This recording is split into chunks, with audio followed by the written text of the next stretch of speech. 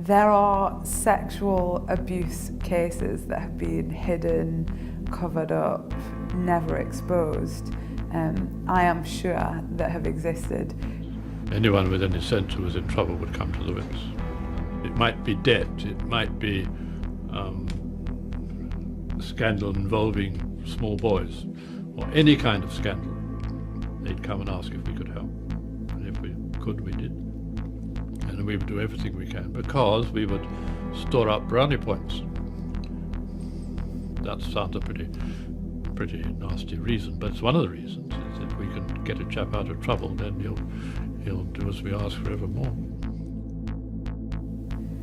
Shame on them all, really. Shame on them all for covering up abuse. Shame on you, and shame on any institution that covers up abuse.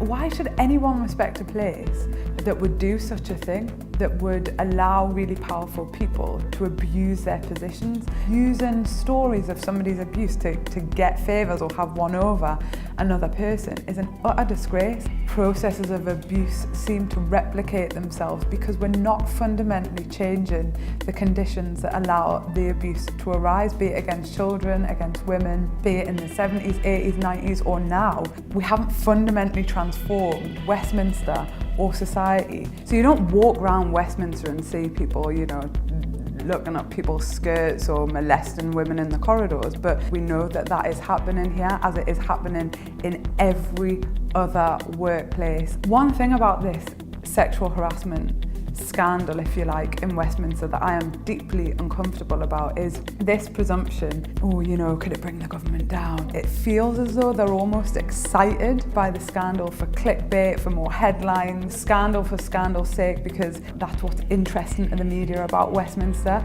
These are real women's experiences in the workplace. We should be excited by nothing other than justice for those women. What I would like this debacle to uncover is a broader conversation about what it is to be a woman in 2017. We see the hyper-sexualisation of our young women.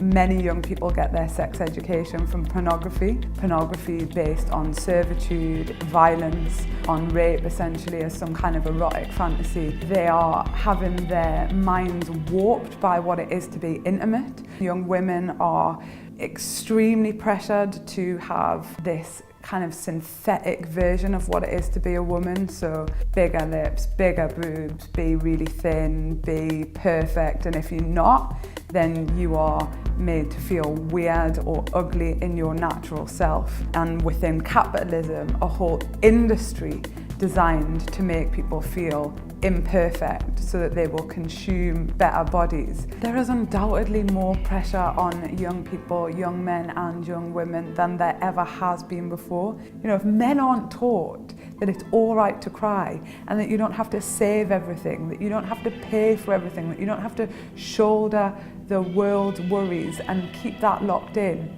How damaging is that? The biggest killer of men under 40 is themselves, and for women it is their partners. There is something utterly corrupt about that kind of society when that is mixed in with power and money and vested interests. You can see how it can corrupt.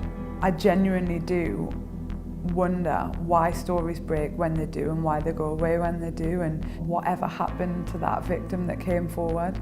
And my only interest is creating a system where people feel really, really free to say something happened to them and that they are believed. And I'm not sure, in fact I know that for many people that isn't a system that we've got at the minute.